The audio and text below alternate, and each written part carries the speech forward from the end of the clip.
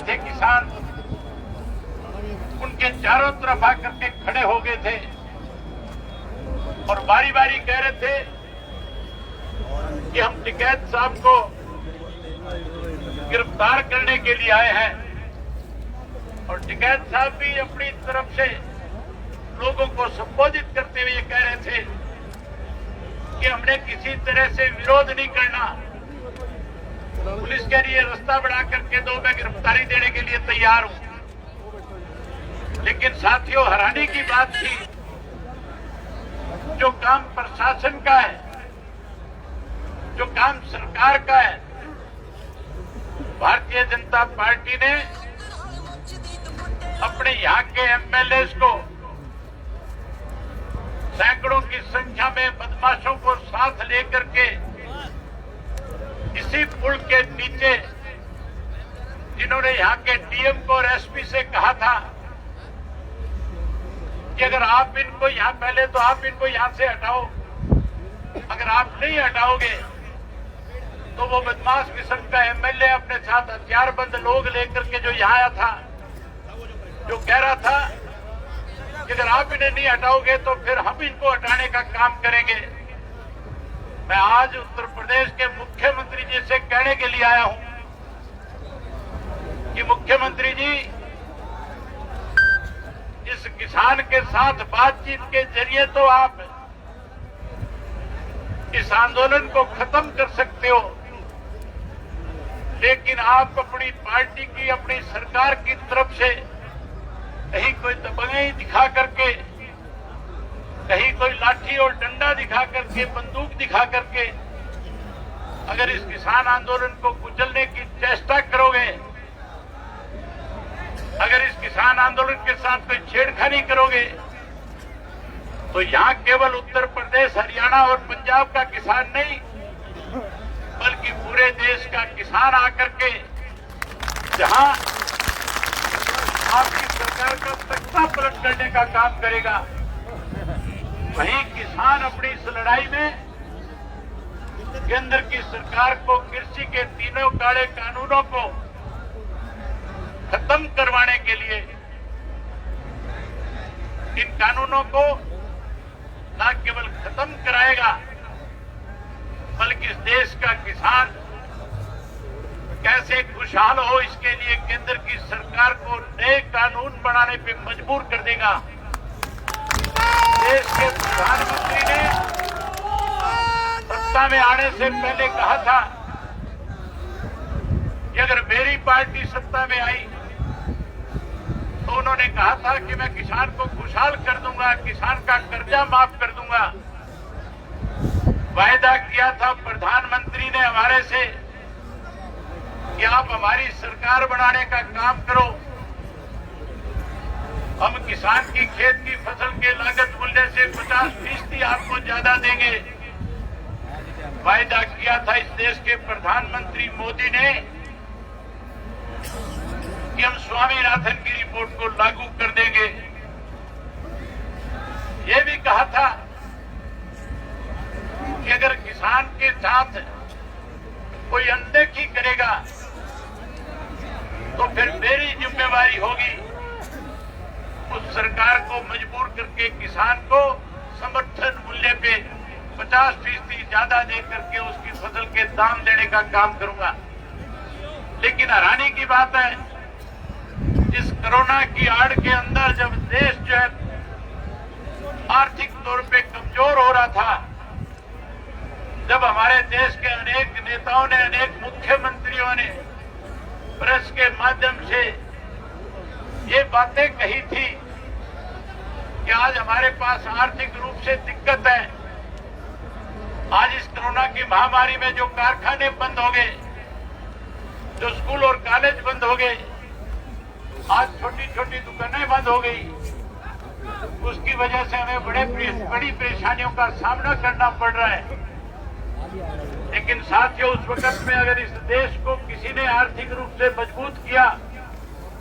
तो केवल और केवल इस देश का अन्नदाता था, किसान था, जिसने कोरोना की परवाह करे बिना लगातार अपने खेत में जाकर के अपनी फसल की उपज को और ज्यादा मेहनत के साथ उस फसल को पका करके न केवल देश के गरीब आदमी का, देश के आम आदमी का पेट भरने का काम किया, बल्कि देश के प्रधानमंत्री ने सभी में ये बात कही थी कि आज देश आर्थिक रूप से अगर कहीं मजबूत है तो उस मजबूती में सबसे ज्यादा बड़ा योगदान देश के अन्नदाता का है, किसान का है। इस किसान ने इस देश को आर्थिक रूप से मजबूत किया। कोरोना की आड़ में हमारे देश के प्रधानमंत्री ने 3 कृषि के ऐसे कानून बना दिए जिसकी वजह से आज हमारे 5 वर्ष के नन्हे मुन्ने बच्चे से लेकर के 55 वर्ष के बुजुर्ग तक को अपना घर बार, खेत, परिवार सब छोड़ करके इस सरकार के खिलाफ दिल्ली के चारों तरफ धरने पे बैठ करके इस सरकार को शांतिप्रिय ढंग से आंदोलन को चला करके बारी बारी सरकार के बुलावे पे किसान नेताओं ने जाकर के इन काले कानूनों के बारे में बड़ी खुल करके चर्चा करी। लेकिन भारतीय जनता पार्टी की सरकार ने कैसे आंदोलन खत्म हो इसके लिए इसको लिंगर ऑन करने का काम किया, लंबा करने का काम किया। जब किसान ने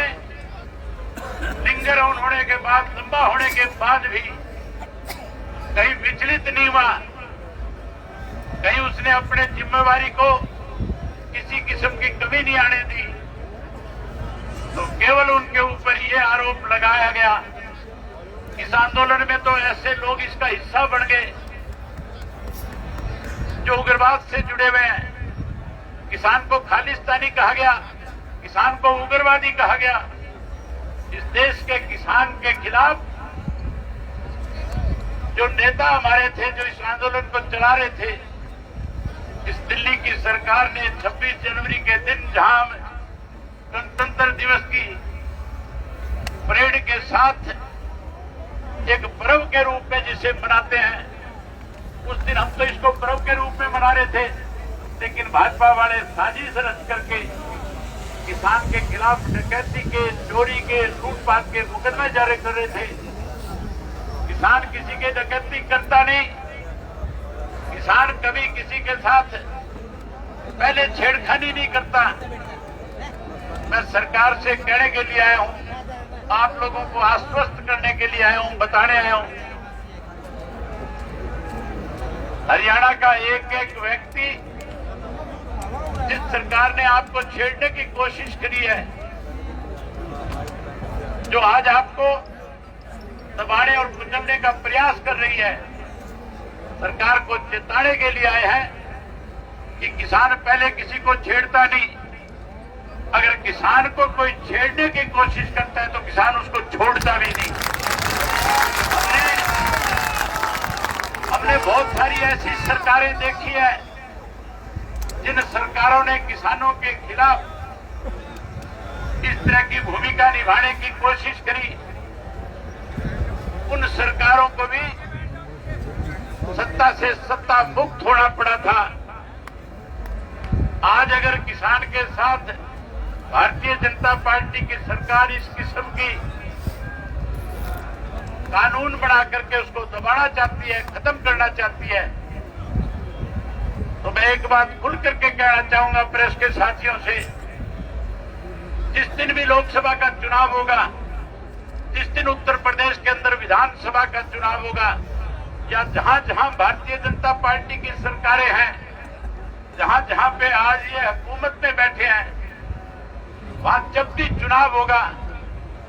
हर हालत के अंदर भारतीय जनता पार्टी धराशायी हो जाएगी और किसान के बच्चे, किसान का बेटा